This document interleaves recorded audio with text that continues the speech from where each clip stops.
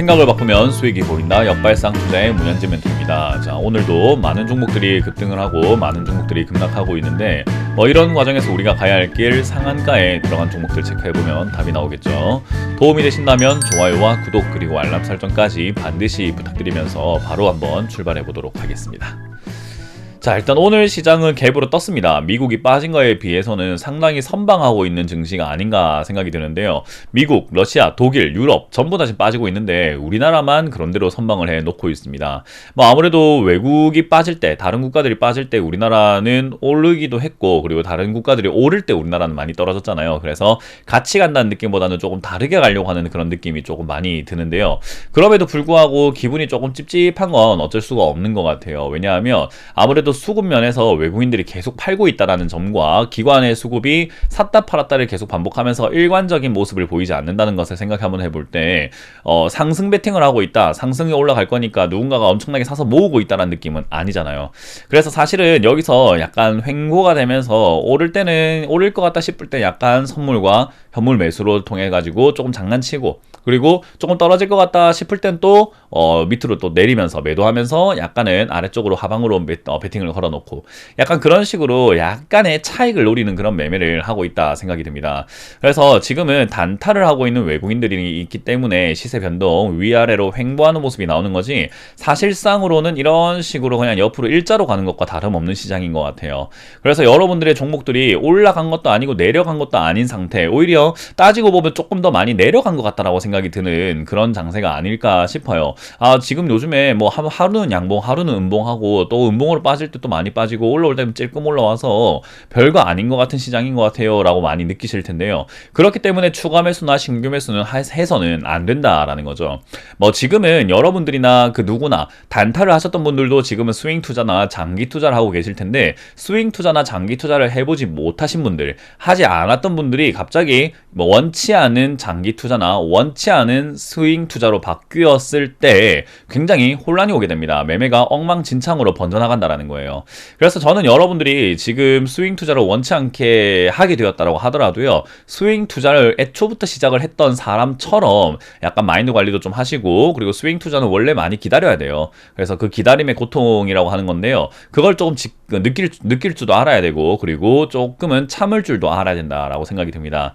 그래서 저는 스윙 투자로 여러분들이 원치 않게 넘어오셨든 애초부터 노리고 들어오셨든 간에 스윙 투자는 원래 타이밍을 기다리는 거기 때문에 그냥 종목을 산다, 어떤 종목에 내 추가 매수를 한다는 느낌보다는요, 타이밍, 기회를 산다라고 생각하시는 게 좀 맞아요. 그래서 기회가 오지 않으면 사지 않는다라고 생각하는 그런 뚝심이 필요하거든요.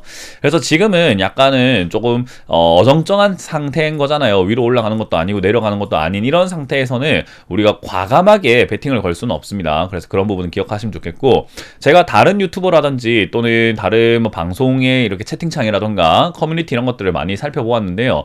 지금부터 분할 매수하면 좋다, 또는 지금부터 분할 매수하는 것이 현명하다, 그리고 지금은 매수해야 되는 시기다라고 하는 그런 방송들이 좀 많더라고요. 저는 그런 분들이 틀렸다라고 말한 건 아니에요. 근데 그렇게 말하는 사람들이 많다는 것 자체가 지금 살 기회가 아니라고 생각하는 게 이 역발상 투자의 포인트인 거예요. 역발상 투자를 하게 되는 그 이유는요, 많은 사람들을 먼저 관찰을 해야 됩니다. 그러니까 다른 사람들이 어떤 식으로 생각하고 있는가, 저보다 영향력이 많은 방송을 좀 참고하시는 게 좋겠죠. 그 영향력이 많은 방송을 보고 있는 사람들은 지금 매수의 기회라고 생각하고 있을 거고, 역시나 신규 매수해야 되는 타이밍이다라고 볼 가능성이 있다는 거예요. 저는 그렇게 해서는 안 된다라고 여러분들께 말씀을 드리는 거기 때문에 역시나 역발상으로서 그렇게 생각하는 사람들이 많으니 하면 안 된다라는 거죠. 그렇게 생각하는 사람들이 틀렸다라는 다른 이야기입니다. 그렇게 생각하는 사람들이 없을 때가 매수해야 되는 기회가 되는 거예요. 그러니까 맞고 틀림이 아니라 많이 몰려있는 쪽은 그냥 틀린 쪽이 되더라라는 그런 개념을 여러분들이 많이 익히셔야 될 것 같습니다. 자, 어찌됐든 그렇기 때문에 저는 아직도 매수가 아니다라고 말씀을 드리는 부분인 거고요. 역시나 아래쪽에서 이렇게 위아래 요동만 치고 있는 장세이기 때문에 이게 위로 올라가기 위한 준비가 단계가 될지, 아니면은 아래쪽으로 무너지기 위한 직전이 될지는 우리가 당장은 알 수가 없으니 조금 더 보고 해도 늦지 않다라고 설명해 드릴게요. 역시나 이렇게 보는 이유는 제가 이때까지 상한가를 여러분들과 수십 개, 수백 개, 수천 개를 보아왔던 것 같은데, 상한가를 보면 시장이 보인다라고 했잖아요. 상한가에 들어온 종목들이 또 엉망진창입니다. 그러니까 상한가라는 것은 그날 하루에서 가장 강한 종목들인 거예요. 오늘 이것보다 강한 게 없다라고 보시면 좋거든요. 그 강한 종목이 좀 탄탄하고 좋은 기업이어야 되는데 그게 아니면 문제가 있는 거죠. 지금은 그게 아니니까 문제가 있는 거고요. 지금 보면은 뭐 100원짜리, 200원짜리 이런 것들이 상한가 가 있는 걸 확인할 수가 있고요. 그리고 10% 이상 올라오고 있는 것도 역시나 스틸 관련주라든지 뭐 여러 가지 뭐 로보로보부터 해서 과대 낙폭주라고 할 만한 기업들부터 해서 위쪽에서 튀어 올라왔던 기업들, 그리고 바이오 관련주들, 박셀바이오 같은 경우는 박살바이오라고 이름이 뭐 별명이 붙여질 만큼 상당히 좀 위험한 종목이라고 좀 알려 있잖아요. 그런 것들도 보이고, 그리고 뭐 제약 관련주도 이렇게 조금 많이 보인다라는 점, 그거 말고는 포인트가 없죠. 그리고 역시나 러시아 때문에 에너지 관련주들, 뭐 가스공사라든지 이런 것들, 천연가스 수혜주들 조금 이렇게 보여진다는 점이 포인트인 것 같네요. 그 외에 상지, 카일룸, LIS, 팜스빌 이런 기업들도 역시나 너무 과하게 올라왔다 보니 밀리고 있는 현상이 나타나고 있는데, 특히나 팜스빌과 같은 이런 기업들은요, 품절주기 때문에 이렇게 낙폭이 큰 게 당연한 겁니다. 품절주는 변동폭이 크기 때문인데요. 그 점을 참고하셔가지고 주식수가 많지 않은 기업들은 투자하지 않는 것을 여러분들이 원칙으로 삼으시면 좋을 것 같아요. 자, 일단 이스타 아시아 홀딩스는 점상한가 날아가고 있는 그런 부분입니다. 아무래도 어제 이어서 뭐 이제 또 이슈가 계속 있잖아요. 지금 지분을 투자해가지고 뭐 하나를 인수하겠다, 뭐 타법인 인수하겠다라고 이야기 나왔던 거잖아요. 저는 역시나 중국 기업에 대한 뭐 리스크 그런 것들이 계속 남아있기 때문에 투자 메리트는 별로 없다라고 생각을 합니다. 근데 어제도 말씀드린 것처럼 도박을 좋아하시거나 나는 이런 거 한방 좋아해, 나는 별로 평소에 도박을 하면 운이 좋았어, 에이 돈 잃어도 상관없지 뭐 그까이 거 뭐 땅바닥에 버려도 되는 게 돈 아니야? 라고 생각하신다면 해도 된다라고 말씀을 드렸죠. 그게 아니라면 거들떠도 보지 마라 라고 다시 한 번 더 말씀드리고요. STX 엔진도 오늘 급등 나왔습니다. 아마 STX 중공업부터 해서 STX 관련주들이 급등 나온 걸 봤을 때 뭐 조금 호재가 있지 않은가라고 생각을 한번 해볼 수 있을 것 같은데요. STX 중공업에서 호재를 조금 찾아보려고 해도 아직까지는 뚜렷한 호재라든가 뉴스를 찾기 힘들어요. 그래서 호재나 뉴스로 인해서 올라왔다기보다는 그냥 실적 개선에 대한 기대감들이라든지, 그리고 STX 엔진은 현대중공업과 596억 원 규모의 방산용 엔진 공급 계약이 있기 때문에 그런 것들을 힘입어서 이렇게 급등 나오지 않았을까 생각을 합니다. 뭐 우리가 모르는 찌라시가 뉴스에 나오진 않았지만 돌고 있는 걸지도 모르고요. 근데 어찌됐든 지금은 과대 낙폭주로서 급등이 나왔기 때문에 사실 이것도 크게 이어질 수는 없습니다. 왜냐하면 크게 이어지려면 여기서 호재가 좀 나와줘야 돼요. 아까 이스타아시아 홀딩스처럼 뭔가 뉴스와 함께 상한가를 가게 되면은 뭔가 빵 치고 가는 맛이 있는데, 그러지 못하면은 뭐 흐지부지하는 경우가 좀 많거든요. 그래서 이런 것도 들고 계시는 분들은 비중을 축소하는 의견을 좀 드려보도록 할게요. 자, 그리고 T-로보틱스입니다. 역시나 이거는 이제 진국 로봇이라든지 스마트 팩토리 관련주, 로봇 관련주라고 보시면 좋을 것 같은데, T-로보틱스가 오늘 급등 나온 이유는 뭐 일단은 국내 대기업 SI 업체로부터 해서 AGV 소형 로봇 40대 수주를 했다라고 이야기를 하네요. 뭐 일단 로봇을 만들어 달라는 어떤 주문을 받았다라고 해석을 하시면 될 것 같은데요. 뭐 그게 이제 뭐 T-로보틱스하고 그렇게까지 관계가 있는가 하면은 T-로보틱스 관계자가 처음으로 40대 수주를 받았다라고 하죠.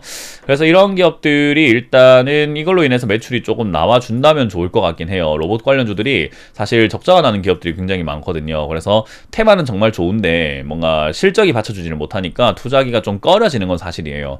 그래서 이걸로 인해 가지고 실적이 좀 잘 나와준다면 사실 이번 상승에 따라 붙자, 뭐 위쪽의 사자가 아니라 실적이 좀 받쳐준다면은 얘들이 한번 빠졌을 때는 좋은 가치를 갖게 됩니다. 싼데 기업의 성장은 보장이 되어 있고, 그리고 실적까지 받쳐주니까 싸니까 사면 되는 거죠. 그러니까 여러분들이 생각해야 되는 것은 타이밍을 산다라고 설명해 드렸잖아요. 지금이 아니라 빠졌을 때 살 수 있는 기업인지 아닌지 이번에 판가름이 좀 날 것이다 라고 생각하시면 좋아요. 그래서 우리가 주식은요 항상 못 사서 안달이다 라고 하는 건데요, 매수 안 해도 괜찮아요. 항상 매수를 안 하면 돈을 못 번다 생각하시는데, 좋은 가격에 사면요 매수해서 물려있는 것보다 훨씬 더 많은 돈을 벌게 됩니다. 예를 들어서 만원에 사가지고 5천원까지 빠진 걸 기다렸다가 만원으로 올라왔을 때 본전인 사람과 만원에 사지 않고 그냥 현금 들고 기다렸다가 5천원 빠졌을 때 사서 올라갈 때 100%의 수익을 내는 사람은요 같은 시간을 보냈지만 결국 한 사람은 본전, 한 사람은 수익이란 말이에요.